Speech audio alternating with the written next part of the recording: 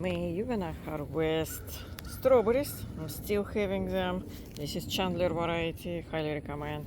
And you're gonna have ripening tomatoes. They don't set fruit anymore by end of May, but I'm expecting to harvest all this in May and June. I still have green beans. This is pole bean. I have two varieties. This is just regular green and rattlesnake. Both of them setting fruits, setting beans, I mean. All winter green are done. You see they have already seeded. I need to harvest seeds.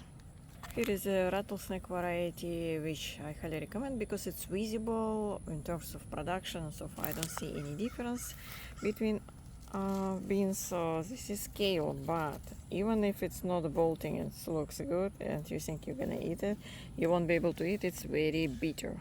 Beautiful plumeria blooming. This is just for beauty. It doesn't serve anything. I highly recommend to harvest some dill because this one you can use instead of seasoning. If you want to have seeds for next year, I recommend to harvest all that lettuce seeds once you see them.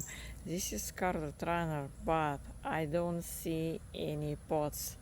Looks like it doesn't like our heat. It doesn't pollinate probably. And here is another bean, which is probably dry bean. I don't remember what I planted here. You see how many beans here?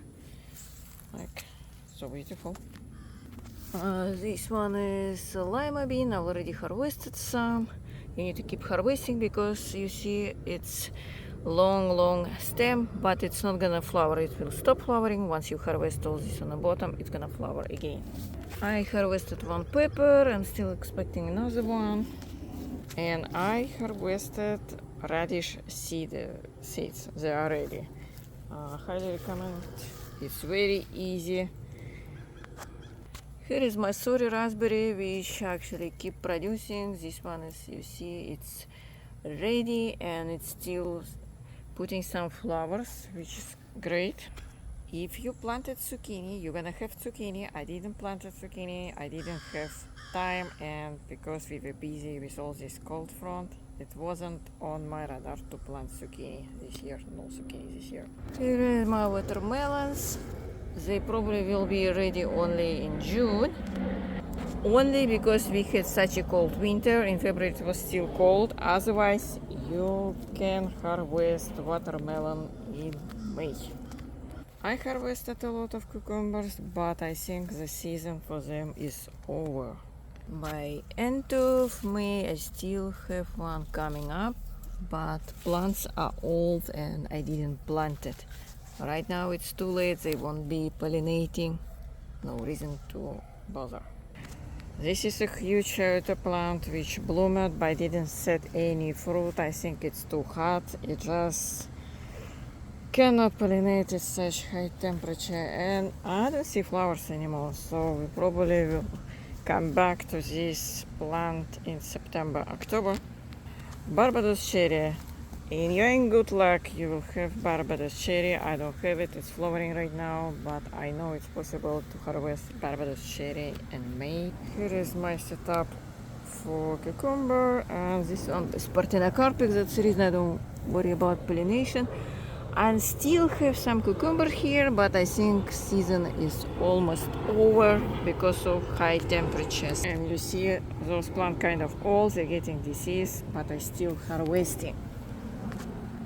Here is my peach tree. It's still too young, but I'm expecting to fruit next year, and in May peach actually ready. And in May I was harvesting red mulberry. Only that variety still had some berries on it.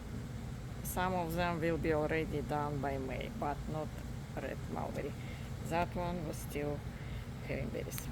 Here is my blueberry patch, and but mid-May I already had almost no production. You see I still have some fruits by end of May, and this one is ready.